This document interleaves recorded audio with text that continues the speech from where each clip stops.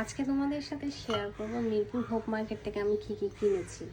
আমার অনেক দিনের ইচ্ছা ছিল মিরপুর হোপ মার্কেটে যাওয়ার। ওইখানে গিয়ে আমার মেনলি ক্রোকারিসের জিনিসগুলো কেনার ইচ্ছা ছিল। এই সসের বাটিটা নিয়েছি, এটার প্রাইস পড়েছিল মাত্র 200 টাকা। তিনটা সুন্দর সুন্দর সাথে বাটি দেওয়া আছে, আবার স্ট্যান্ড দেওয়া আছে। মাত্র 200 টাকা পড়েছিল এটার প্রাইস। তারপর হচ্ছে কিউট কিউট তিনটা এরকম ভেজিটেবল দেয় বা নাস্তা দেয়, যে কোনো কিছুতে ইউজ করা যায় এরকম হচ্ছে আমি তিনটা কিনেছি। অন্য কালার পাই নাই, আসলে আমি আরও কালার চাইছিলাম, তিন কালারে নিতে চাইছিলাম, বাট কালার না পাওয়াতে এইটাই নিতে হয়েছে। দুইটা সেম কালার নিয়েছি, আর এটা একটা নিয়েছি, এটাও ছিল না, তাহলে এটা আরেকটা নিতাম।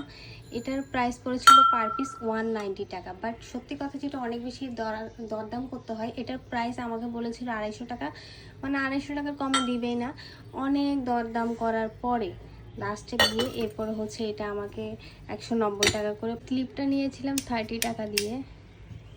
তারপর হচ্ছে এই লবণদানিটা নিয়েছিলাম 80 টাকা, এটা 120 টাকা সম্ভবত প্রাইস দিয়েছিল। তারপর হচ্ছে টাইস নিয়েছিলাম, আমার সব সময় তো টাইসের প্রয়োজন হয় এবং এগুলোর কোয়ালিটি অনেক ভালো লেগেছে আমার। মানে এখানে আমাদের চট্টগ্রামে যেগুলো আমি পাই কোয়ালিটি আমার এত বেশি ভালো লাগে না, এটা কোয়ালিটি খুব ভালো লেগেছে, যার কারণে এটা আমি নিয়েছিলাম। এটার প্রাইস পড়েছিল সম্ভবত পার পিস 120 টাকা। নিয়েছিলাম এই প্যান্টগুলো, এগুলো কোয়ালিটি অনেক ভালো, এগুলো 190 টাকা করে নিয়েছিল প্রাইস। একটা স্কাই কালার আর একটা হোয়াইট, দুই জোড়া জুতো নিয়েছিলাম। এটা আমার অনেক বেশি ভালো লেগেছে, এটা আমার পায়ে দেওয়ার পরে এত বেশি সুন্দর লাগছিল। এটার প্রাইস পড়েছিল 500, না সরি, এটা 400 নিয়েছিল।